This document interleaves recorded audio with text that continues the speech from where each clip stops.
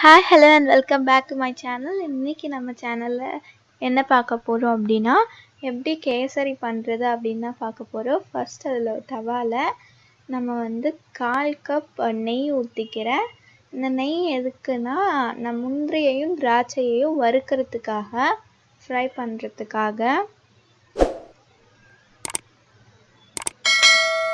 So இந்த நெய் நல்லா காயணும். காஞ்சதுக்கு அப்புறமா நம்ம முந்திரியும் திராட்சையும் போட்டுடலாம். இப்போ நெய் காஞ்சிருச்சு. நான் முந்திரியை போடுறேன். ஃபஸ்ட்டு முந்திரியை போட்டு ஃப்ரை பண்ணிட்டு அதுக்கப்புறமா முந்திரி கொஞ்சம் லேசாக ஃப்ரை ஆனதுக்கப்புறமா நம்ம திராட்சையை போடலாம். ஸோ இதை நல்லா மிக்ஸ் பண்ணுங்கள். இது நல்லா ப்ரௌனிஷ் கலரில் வரணும்.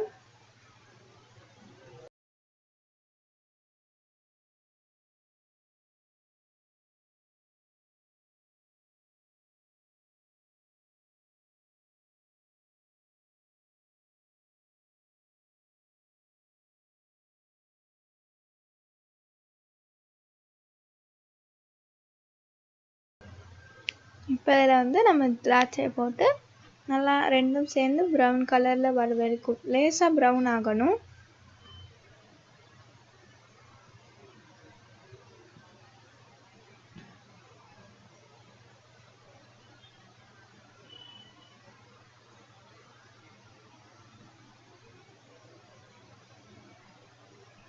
ஸோ இப்போ இந்த கலர் ஓகே. இதை நம்ம பிளேட் பண்ணிடலாம். ஒரு பிளேட்டில் எடுத்து வச்சுக்கோங்க. இதை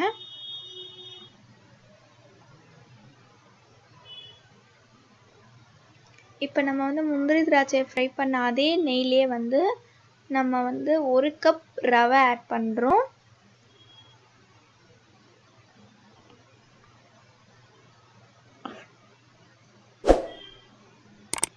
இப்போ இது கெட்டியாக ஆகக்கூடாது, அதே மாதிரி கருகிடவும் கூடாது. அதனால நம்ம லோ ஃப்ளேம்லேயே வச்சு மிக்ஸ் பண்ண போகிறோம்.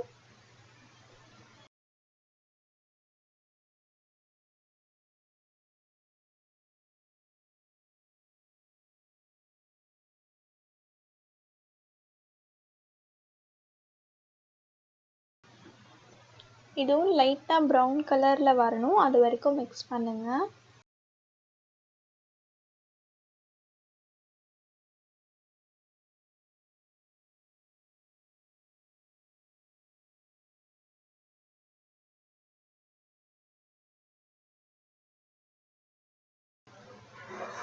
இப்போ இது கரெக்டான கலருக்கு வந்துடுச்சு. அது கரெக்டாக இது வந்துடுச்சு. லைட்டாக ப்ரௌனிஷாக வந்திருக்கு. ஸோ இதை நம்ம இப்போ பிளேட்டில் எடுத்துடலாம். நான் இப்போ சிப்லே வச்சுருக்கேன், அடுப்பு அமர்த்தலை.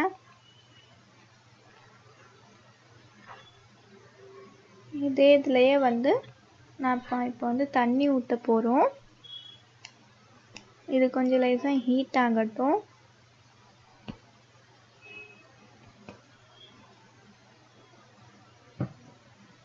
இப்போ நான் இதில் 1 கப் தண்ணி ஊற்றுறேன். அதாவது நம்ம 2.5 கப் தண்ணி ஊற்றணும். இப்போ நான் 1 கப் தண்ணி ஊற்றிருக்கேன். 2 கப் ஊற்றிருக்கேன். இப்போ இன்னும் ஒரு 1/2 கப் ஊற்றணும். இப்போ இந்த தண்ணி நல்லா கொதிச்சு வரணும். இப்போ ஹையில் வச்சுக்கோங்க, அப்போ தான் கொதிச்சு வரும்.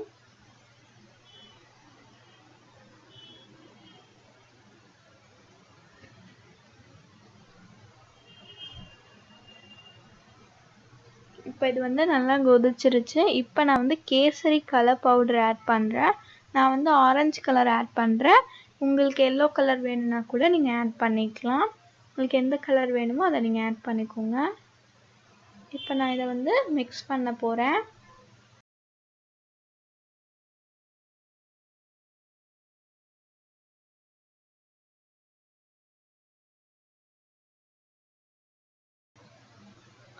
ஸோ இதில் நம்ம வச்சுருக்க ரவையை ஆட் பண்ணிக்கலாம்.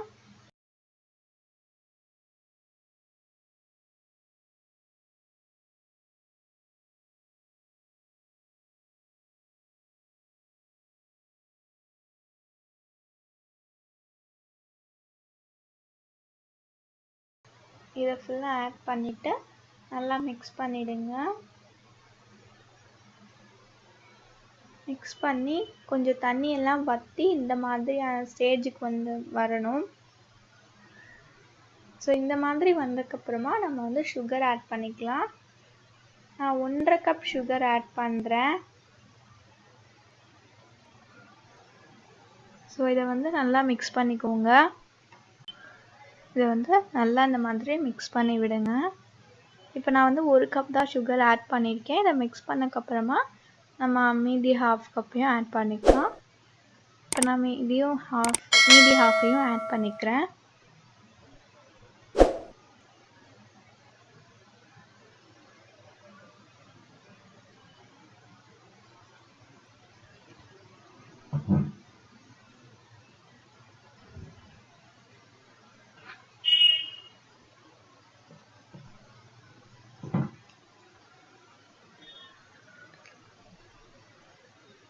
இந்த மாதிரி நீங்கள் மிக்ஸ் பண்ணக்கப்புறமா கொஞ்சம் தண்ணியாகும். பிகாஸ் சுகர்லாம் வந்து கரைஞ்சி தண்ணியாக வரும். இதை நீங்கள் மிக்ஸ் பண்ணிகிட்டே இருந்தீங்கன்னா நம்ம முன்னாடி சுகர் போடுறதுக்கு முன்னாடி எப்படி இருந்ததோ இதை மாதிரியே வந்துடும். ஸோ இப்போ நான் வந்து நல்லெண்ணெய் ஊற்றுறேன். ஸோ வந்து 1/4 கப்புக்கு கம்மியாக நான் நல்லெண்ணெய் ஊற்றுறேன். எவ்வளோ எண்ணெய் ஊற்றுனீங்களோ அதே அளவு நான் நெய் இப்போ ஊற்றுறேன். அதே 1/4 கப்புக்கு கம்மியாக.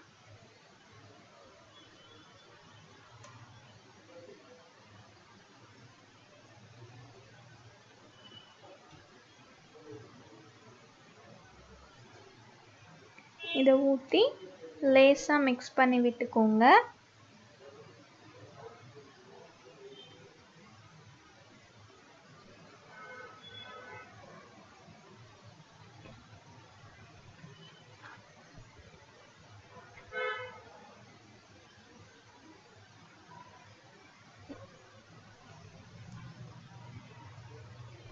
இப்போ இதில் வந்து நம்ம ஏலக்காய் போடுறோம். ஏன் ஏலக்காய் போடுறோம்னா அது வந்து ஃப்ளேவர் கொடுக்கறதுக்காக நம்ம ஏலக்காய் போடுறோம். இப்போ நம்ம வந்து வறுத்து வச்சுருந்த முந்திரி திராட்சையை இப்போ போட்டுக்கிறோம். போட்டு லேசாக மிக்ஸ் பண்ணி விட்டுருங்க.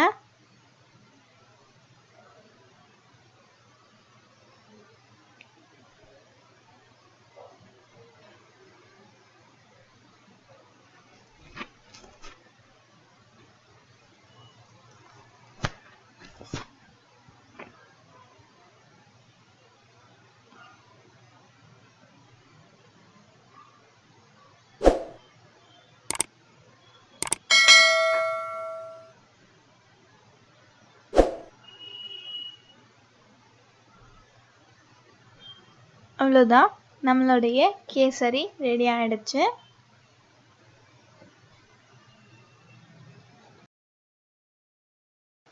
மறக்காமல் லைக் பண்ணுங்கள், ஷேர் பண்ணுங்கள், அப்புறம் சப்ஸ்கிரைப் பண்ணுங்கள்.